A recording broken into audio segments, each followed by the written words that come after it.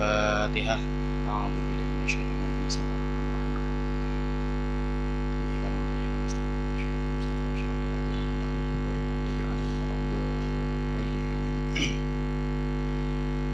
Melanjutkan pembahasan yang kemarin ya, yang kitab Kawakibul Lamaah karangannya Asy-Syaikh Fadl bin Abdul Syakur As-Senori Tuban, ulama Nusantara, yang membahas mengenai tentang daripada definisi Ahlussunnah wal Jamaah. Bismillahirrahmanirrahim.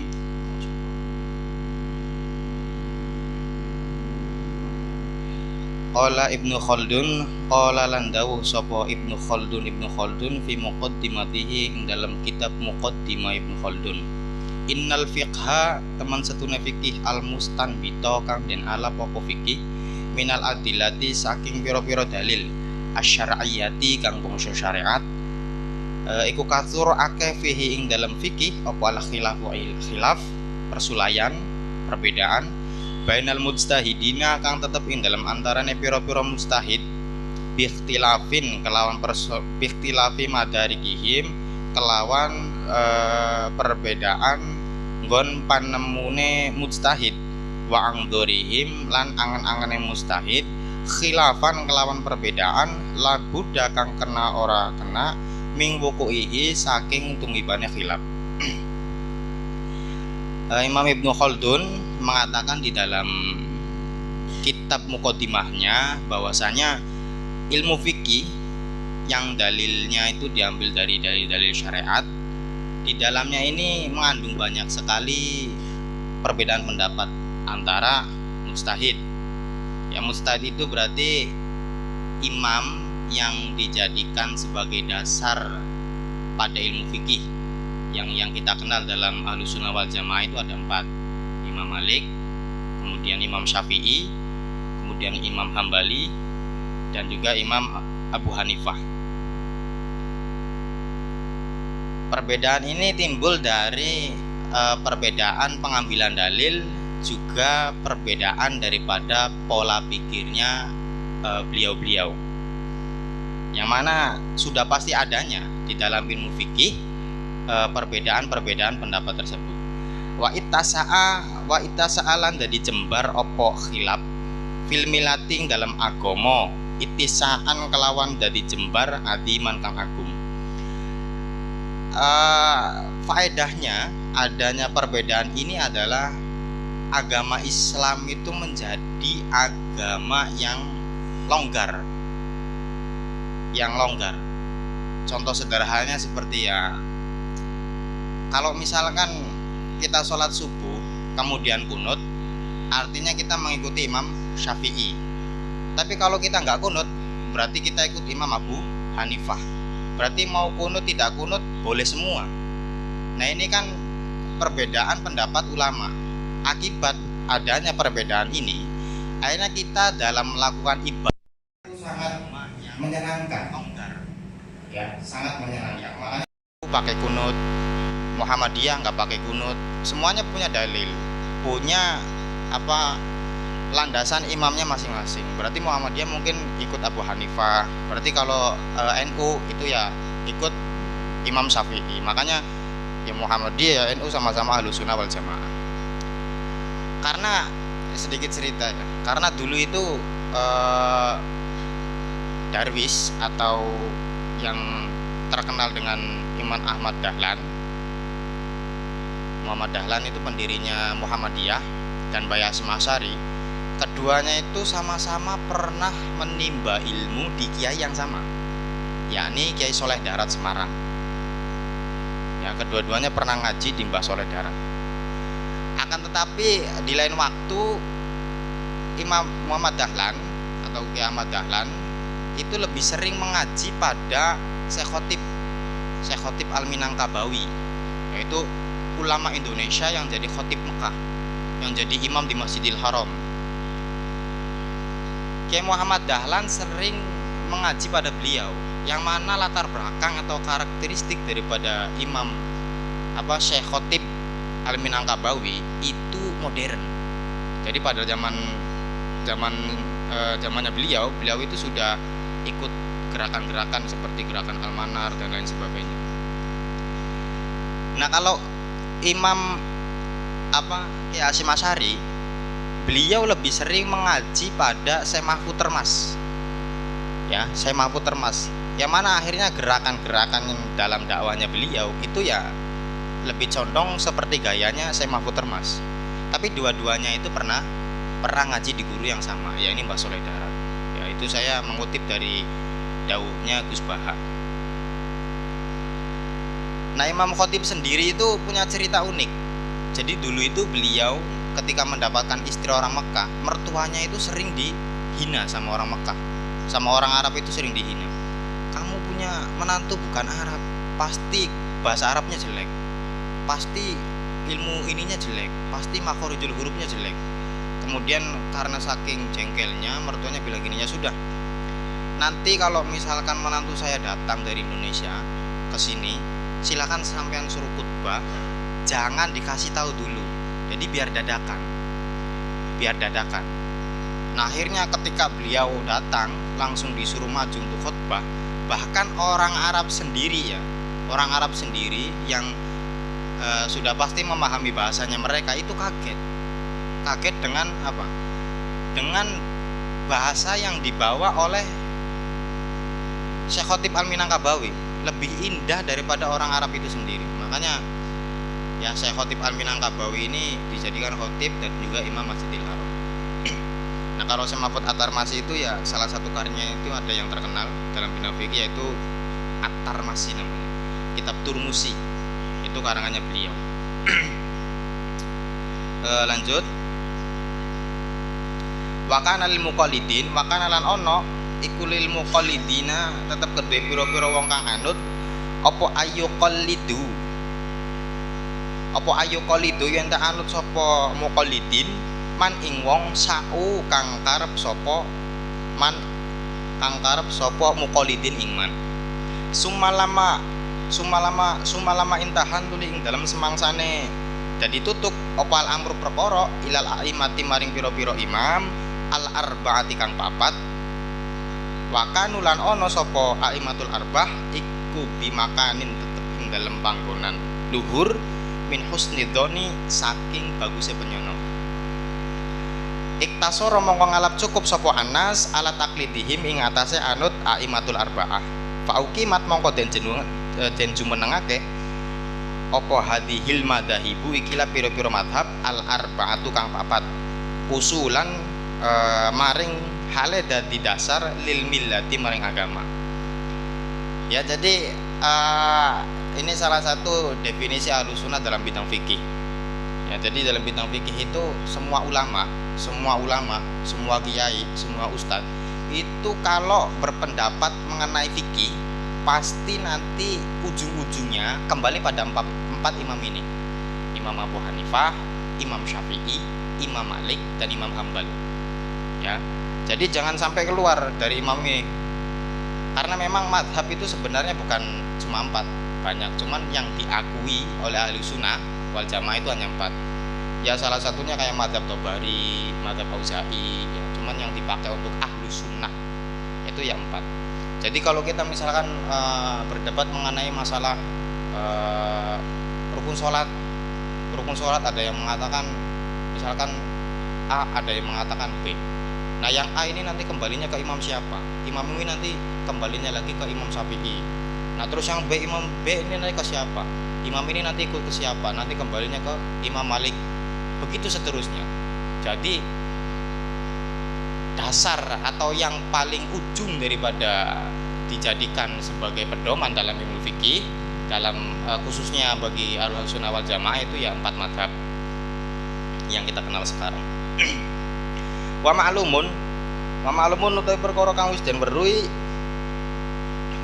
iku annaliha ula'il aimatil arbaati tetep kedue sangubayane pira-pira imam kang papat hadzon ana bagian aufaro kang luwih sempurna fil umuri dalam pira-pira perkara al i'tiqadiyati kang bangsa i'tiqadiyah wal ahadisilan hadis anabawiyati kang bangsa nabi wal a'mali lan pira-pira amal al qalbiyati kang bangsa ati.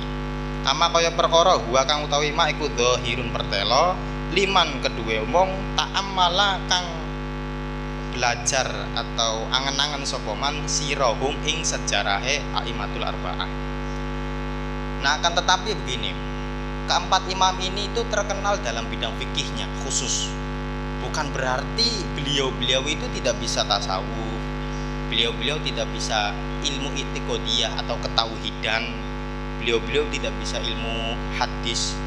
Beliau-beliau juga punya bagian ilmu hadis yang bahkan lebih baik dari kita, atau bahkan lebih baik dari orang-orang.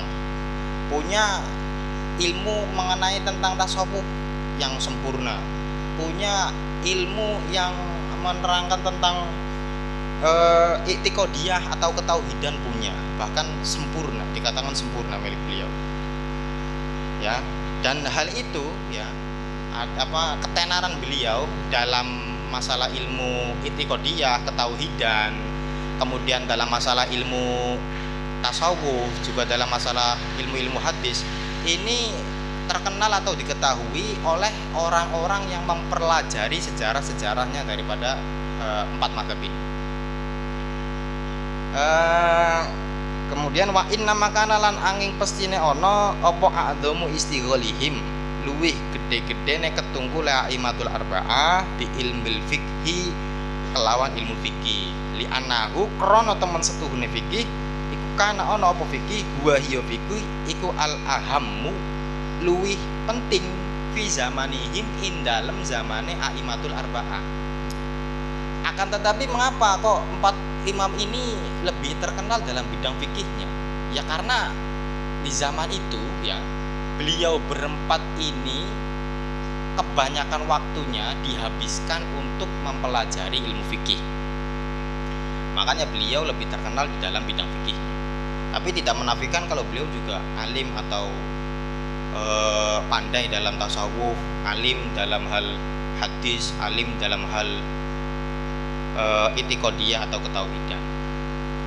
Lah mengapa empat imam ini kok lebih sibuk berfikih di zaman itu daripada bertauhid?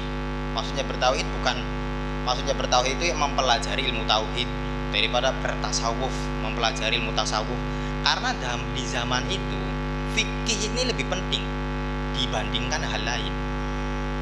Ya akhirnya karena fikih lebih penting di sana, fokus beliau itu ya dalam permasalahan fikih. Wa amal bid'ah wal ahwa'u, wa amal bid'ah lan anapun utawi bid'ah wal ahwa'u lan kasenengan fil umuri dalam pira-pira perkara al i'tiqadiyati kang bangsa i'tiqadiyah atau keyakinan wal adwa wa amal bidah wal adwa ulan obat al qalbiyati kang bangsa ati wa in wujidat senajan den temu apa bidah wal ahwa ila akhir fi zamanihim ing dalam zamane aimatul arba'ah lakin lam yantasir akan tetapi ini ora gumelar apa bidah wal ahwa fi aktori ing dalam penjajahan apa siraruha genine bidah wal ahwa walam ya'dum lan ora akeh fil khalqi ing dalam makhluk apa syarruha alane bidah wal ahwa. Nah lantas berarti ketika zaman empat imam ini itu kan tadi disebutkan bahwa paling penting di zaman itu kan fikih. Artinya di sana tidak juga menutup kemungkinan sudah ada atau muncul terjadinya bid'ah atau sesuatu yang melenceng itu juga terjadi di zaman empat mazhab ini. Akan tetapi tidak terlalu menyebar, artinya peredarannya itu masih belum terlalu luas peredaran bid'ah pada waktu itu. Dan juga tidak terlalu banyak dampak buruk yang ditimbulkan bid'ah di masa aimatul arba'ah. Wa ba'daha ulail aimatil arba'ati lan iku tetep ing dalem sakwise sang mubayane iki pira-pira imam al arbaati kang papat isdadat mongko dadi tambah apa al bid'ah wal ahwa ulan hawa nafsu apane kuwate wantisyaron lan gumelare. Nah, baru setelah zamannya zaman empat imam ini madhab selesai, yang namanya bid'ah, yang namanya kerusakan dalam syariat itu semakin kuat dan semakin menyebar luas. Watatoyarot fil aktori watatoyarot lan dadi mabur apa isdadal bid'ah wal ahwa fi aktoril ardi ing dalam penjajahane bumi apane syaroron alane, keburukannya itu bertebaran di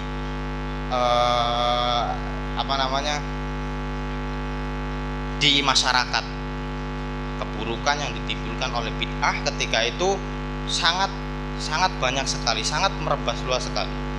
Fa ina idzin lan ing dalam ari kalane isdadat al bid'ah wal ahwa qomat jumenengake sapa aimatuddin pira-pira imam agama min ahlil madhahibi saking ahline madhab al arbaati kang papat lidabbi krana nolak wanadoli lan nyegah amma saking perkara kanu kang ana sapa aimatuddin ahlul madhahib kanu kang ana sapa ahlul madhahib iku alaihi tetep ing atase ma minal aqaidi bayane minal aqaidi saking pira-pira kaidah allati rupane aqaid alaiha kang iku tetep ing atase alati as-salafu tawi ulama salaf as-sholihu kang soleh. Nah, kemudian dikarenakan bid'ah, dikarenakan kerusakan di dalam syariat semakin banyak, semakin bertambah, semakin kuat, akhirnya imam-imam, pemimpin-pemimpin agama di saat itu dari ahlul madhahib ya berarti ya kalau nggak Syafi'i ya Malikiyah, kalau nggak Malikiyah Hanabilah, kalau nggak Hanabilah Hanafiyah, ya intinya dari empat mazhab itu ya imam-imamnya, pemuka-pemukanya itu membuat sebuah penolakan dan juga pencegahan terhadap sesuatu yang terjadi ya di dalam akedah-akedah yang dari dulu dijaga oleh ulama salaf, as-salafus soleh. Hatta intaha sehingga dari tutup opa al amru perkara ilal imama ini maring imam loro rupane Abi Hasan al Asy'ari, Imam Abi Hasan al Asy'ari wa Abi Mansur al Maturidi lan Imam Abi Mansur al Maturidi radhiyallahu anhu, yang mana ketika melakukan pencegahan, melakukan penolakan terhadap bid'ah dan juga kerusakan syariat yang akhirnya menghasilkan dua nama, yakni Imam Abi Hasan al Asy'ari dan Imam Abi Mansur al Maturidi. Faqoma ahsana qiyamin lidabbi wa nadol amma kanu alaihi min sirati nabi. Faqoma mangko nuli jumeneng sapa imama ini ahsana qiyamin ing luwih bagus-baguse jumeneng lidabbi maring nolak wa nadol lan nyegah amma saking perkara kanu kang ana apa ahsanal qiyam iku alaihi tetep ing atase ma bayane min siratin nabi saking sejarah nabi wa tariqati ashabihi lan tariqah sahabat nabi. Kedua imam ini itu adalah orang-orang yang paling baik, dan orang-orang yang paling tepat dalam menangkis atau mencegah daripada bid'ah dan kerusakan akedah yang terjadi di zaman itu. Yakni kenapa dikatakan baik, kenapa dikatakan bagus? Dikarenakan kedua imam ini menggunakan siratun nabi, menggunakan sejarahnya nabi. Jadi mereka bersyariat, mereka bertorekoh, mereka berakidah itu menggunakannya sejarah-sejarah, melihat nabi dulu ketika seperti ini bagaimana, nabi dulu ketika ini bagaimana. Dan tidak hanya itu, mereka juga melakukan hal-hal tersebut sesuai dengan apa yang dilakukan oleh ashabnya nabi, tarekat itu sahabat. Fal awalu mongko utawi imam kang pertama alal madhabi Imam Syafi'i radhiyallahu an. Ya, yang pertama berarti Imam Abi Hasan al Asy'ari itu delegasi dari madhab Imam Syafi'i. Beliau Syafi'iyah. Wasani utawi imam kang kaping pindho iku ala madhabil imami, netepi ngatasi madhabe imam iku ala madhabil imami Abi Hanifah radhiyallahu an. Yang kedua Imam Abu Mansur al-Maturidi, delegasi dari madhabnya Imam Abu Hanifah. Kama ke perkara sayati kang bakal teko apa ya. Jadi kalau Imam Abu Hasan al Asy'ari itu Syafi'iyah, kalau Imam Abu Mansur al-Maturidi itu Hanafiyah. Wanala lan merkoleh sopo imama ini bidzalika kelawan mengkono-mengkono asana qiyamil lidzab makanan ing panggonan bayane min husnidoni saking bagusé penyono ing danasi ing dalem sandinge manusa. Faktafu mongko nuli padha ngalap cukup sapa nas bimadhabaihima kelawan madhab lorone imama ini. Wasoru lan dadi sapa nas taifata ini ing pantan loro. Pendapat-pendapat beliau ini mendapatkan tempat yang baik di masyarakat, diterima dengan baik di masyarakat. Nah, makanya masyarakat menganggap cukup ketika hal tersebut menyangkut tentang i'tiqadiyah, tentang berketauhidan pada kedua imam ini. Nah, jadi dalam hal i'tiqad manusia, umat Islam itu yang Ahlussunnah wal Jamaah ini terbagi dua kelompok, yakni Asy'ariyatan wa Maturidiyatan. Yang pertama Asy'ariyah, berarti orang-orang yang secara i'tiqadiyahnya ikut Imam Abi Hasan al Asy'ari. Yang kedua Maturidiyah, berarti orang-orang yang secara i'tiqadiyahnya ikut Imam Abu Mansur al-Maturidi. Kalau secara fikih tadi kita terbagi menjadi 4. Hanafiyah, Syafi'iyah, Malikiyah, yang satunya Hambali, Imam Hambali. Kalau dalam bidang tauhid terbagi menjadi 2, atau i'tiqadiyah yaitu Imam Abi Hasan al Asy'ari atau Asy'ariyah, nanti pengikutnya dalam i'tiqadiyah. Yang kedua Imam Abu Mansur al-Maturidi atau Maturidiyah, nanti pengikut-pengikutnya dalam bidang i'tiqad atau keyakinan.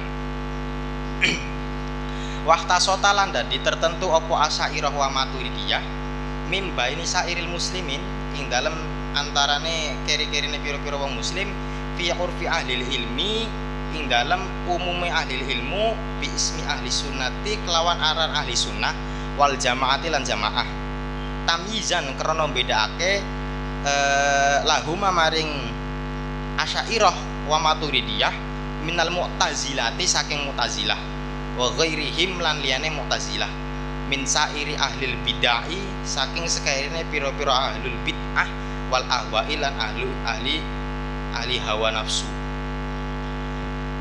Nah, kemudian kedua imam ini ya, Asy'ariyah tadi berarti Imam Abu Hasan al Asy'ari dan Al-Maturidiyah berarti Imam Abu Mansur al-Maturidi, keduanya itu terkhususkan menyandang nama, atau ketika zaman itu dua nama ini terkhususkan disebut sebagai Ahlussunnah wal Jamaah secara keumumannya orang-orang alim di sana. Berarti ketika misalkan ada orang yang madhabnya dalam i'tiqadiyah Abi Hasan al Asy'ari, nah orang-orang sekitar itu langsung mengklaim orang tersebut sebagai Ahlussunnah.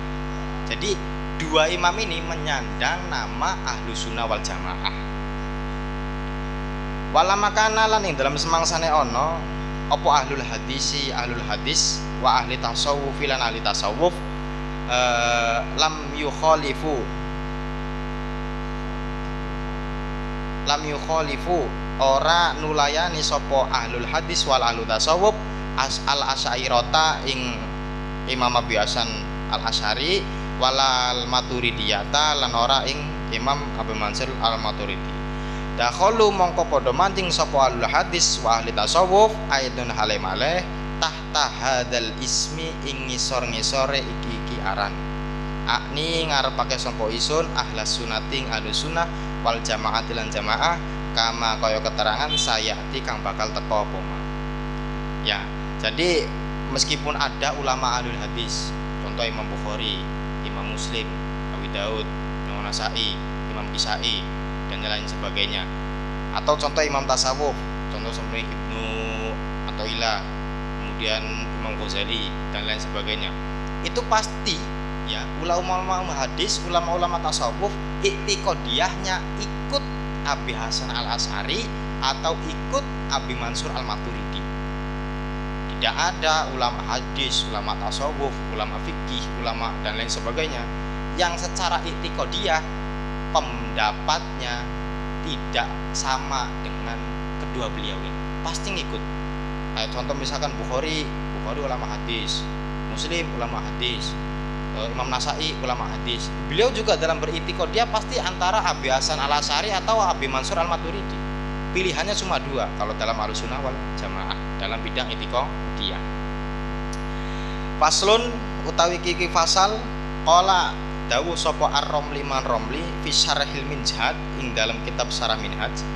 Wal mubtadi'u utawi wong kang gawe bid'ah iku man wong khalafa kang nulayani sapa man fil aqaidi ing dalam pira-pira akedahe ma ing perkara alaihi kang iku tetep ing atase ma ahlus sunnati utawi ahlus sunnah. Ya, jadi menurut Imam Romli mengatakan bahwasanya apa sih yang dinamakan ahlul bid'ah? Apakah wong tahlil? Apakah wong ziarah kubur? Diarani ahlul bid'ah. Apakah wong kunut? Nah, menurut Imam Romli itu yang namanya ahlul bid'ah itu adalah orang yang secara qaidahnya itu tidak sejalan dengan ahlu sunnah. Mimma saking perkara kana kang ana sapa ma iku alaihi kana kang ana iku alaihi tetep ing atase ma sapa annabiyyu nabi wa ashabihi lan sahabate nabi waman lan wong ba'dahum kang tetep ing dalam sawise ashab atau tabi'in. Kembali ke awal tadi, yang namanya ahlus sunnah itu dalam fikih menganut 4 madhab. Kalau kita kunut ikut Syafi'i, kalau nggak kunut berarti ikut Hanafi atau yang lainnya. Nah, ini 4 imam ini diakui oleh ahlus sunnah wal jamaah. Sekarang ada orang kunut diomong bid'ah, padahal ikutnya ke Syafi'i. Jelas-jelas Imam Syafi'i diakui sebagai daripada salah satu 4 imam fikih menurut Ahlussunnah wal Jamaah. Menurut Imam Romli, kalau ada orang yang secara i'tiqadiyahnya tidak sama dengan Ahlussunnah, Ahlussunnah berarti fikihnya yang 4 mazhab. Selagi kita masih pendapatnya dari 4 mazhab ini, ya maka kita Ahlussunnah. Lah kok kita kunut ikut Syafi'i masih dikatakan ahlul bid'ah. Tahlil baca la ilaha illallah boleh nggak boleh, baca subhanallah boleh nggak boleh, baca la haula wala quwata illa billah boleh nggak boleh. Tapi kalau digabung jadi satu, bacanya bareng-bareng bid'ah. Padahal kalau sendirian, kita lagi sendirian duduk terus baca la ilaha illallah ya boleh.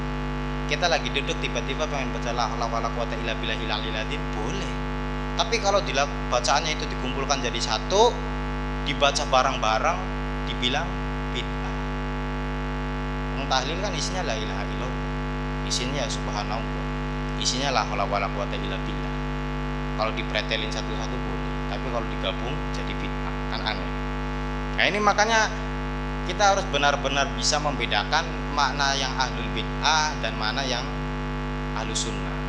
Karena apalagi zaman sekarang juga hati-hati dalam memilih cetakan kitab. Jadi kemarin ada salah satu kitab itu kitab Sawi apa Sarkawi. Jadi ada sebagian teks yang dihilangkan. Ada sebagian teks yang dihilangkan yang mana teks tersebut menjelaskan tentang Wahabi. Itu dihilangkan. Rata-rata cetakan-cetakan yang seperti itu cetakan Lebanon. Jadi kalau kita mau beli kitab cari cetakan Kairo. Soalnya kebanyakan sekarang sulit, perang sama mereka itu bukan perang senjata lagi. Jadi mulai dari apa namanya, pola pikir kita mereka ubah. Kalau kita didoktrin sama misalkan majelis tablik, orang lagi polian diceramai, nggak bisa. Tapi mereka melalui daripada kitab yang sering kita baca itu dirubah sedikit demi sedikit, kita kan nggak mungkin hafal Fathul Muin, khususnya saya ya. Kalau mungkin orang lain mungkin bisa lah, Mughni Muhtaj, apal, nggak mungkin kalau saya gitu loh. Akhirnya kalau mereka rubah beberapa lafaz gitu yang mungkin mendukung mereka, kita kan nggak tahu. Bahkan ada beberapa hadis yang dalam kitab tersebut ini tafsirannya adalah hada yadulu ala sunati ziyaratil kubri, dirubah. Wa hadal ayah la yadulu ala sunati ziyaratil kubri. Nah ini bagi orang-orang yang nggak hafal kitab kan ketika lihat ya, wah ini bener, berarti nggak ziarah kubur itu nggak sunnah, kan begitu. Makanya yaitu fungsinya mengaji, sharing itu biar misalkan kitab kita atau pendapat kita salah bisa diingatkan. Kalau kita belajar sendiri di rumah kita merasa benar terus, dan ternyata pendapat kita salah, nggak ada yang menyalahkan, itu bahaya. Wal muradu utawi perkara kang den arepake bihim kelawan ahlu sunnah, fil azminati ing dalem zaman al mutaakhirati kang dadi akhir iku imamaha imame ahlu sunnah, rupane Abu Hasan al Asy'ari wa Abu Mansur al Maturidi wa atba'ahuma. Nah di zaman-zaman akhir ini yang dimaksud daripada Ahlussunnah wal Jamaah itu adalah ya imam-imamnya Ahlussunnah wal Jamaah, yakni Imam Abi Hasan al Asy'ari dan Imam Abu Mansur al Maturidi, juga pengikutnya beliau-beliau. Qala Murtadho Az-Zabidi Pakacari akli surat Az-Zabidi fil fasli ing dalam pasal asane kang kambing pito min muqaddimati syarhi kitabil qawaidil aqaid ing dalam muqaddimah kitab syarahe kitab qawaidil aqaid minal ihya saking ihya ida utliko ing dalam nalikane den ucapake apa Ahlussunnah wal Jamaah fal muradu mongko utawi kang den arepake bihim kelawan Ahlussunnah wal Jamaah iku al Asy'ariyah wal Maturidiyah. Jadi kalau misalkan ada orang yang tiba-tiba mengucapkan Ahlussunnah wal Jamaah, nah ini langsung bisa dipahami bahwa Ahlussunnah wal Jamaah ya Imam Abu Hasan sama Imam Abu Mansur al Maturidi. Qala al-Khayali fi hasyatihi ing dalam kitab Hasyah Khayali ala Syarhil Aqaid ing dalam ngatasé syarahe kitab Al-Aqaid al-Asy'ariyah utawi Asy'ariyah hum yu Asy'ariyah iku Ahlussunnah wal Jamaah. Hadza utawi kiki qala al-Khayali huwa al-masyhur fi diyaril Khurasan. Huwa utawi hadza iku al-masyhur kang terkenal fi diyaril Khurasan ing dalam daerah Khurasan wal Iraq lan Iraq wa Syam lan Sam wa aksaril aktori lan luwih akeh-akehe penjajahan. Menurut Imam Khayali dalam kitab Khasyahnya, kalau kita berada di tanah Khurasan, tanah Irak atau tanah Syam atau tanah-tanah sekitarnya, daerah-daerah sekitar itu, kalau misalkan tiba-tiba kita nyebut Ahlussunnah wal Jamaah, maka umumnya di tempat itu yang dikenal dengan Ahlussunnah wal Jamaah ya Imam Asy'ariyah di daerah itu. Wafi diarima waro anahar, wafi diarima lan ing dalam daerah atau negara atau desa waro anahari kang tetep ing dalam seberange kali yutlaku den ucapake apa dalika mengkono-mengkono qala al-Khayali alal Maturidiyah ti ing atase Maturidiyah rupane ashabu Imami Abi Mansur. Nah tapi berbeda ceritanya kalau kita menyebutkan Ahlussunnah di daerah seberang sungai, berarti daerah provinsi Iran, Teheran dan lain sebagainya. Kalau kita menyebutkan nama Ahlussunnah di sana, maka umumnya orang sana Ahlussunnah ya santrine Abu Mansur al Maturidi. Logika sederhananya kayak kita nyebut oncom misalkan. Oncom kalau kita sebut di Cirebon dapat tempe, tapi kalau kita sebut di Bekasi dapatnya daging. Sama demikian kalau kita nyebut Ahlussunnah wal Jamaah di Irak, mereka langsung wah santrinya Abi Hasan. Tapi kalau nyebutnya di daerah Teheran, di daerah Iran yang Waro Anahar, seberang sungai. Kalau kita sebut Ahlussunnah wal Jamaah, wah santri Habib Mansur Al-Maturidi. Ya mungkin untuk pertemuan malam ini itu saja. Kurang lebihnya mohon maaf. Bila ada yang salah ya disalahkan. Kalau misalkan ada tutur kata yang kurang mengenakan ya tolong diberesi. Sekian dari saya. Assalamualaikum warahmatullahi wabarakatuh.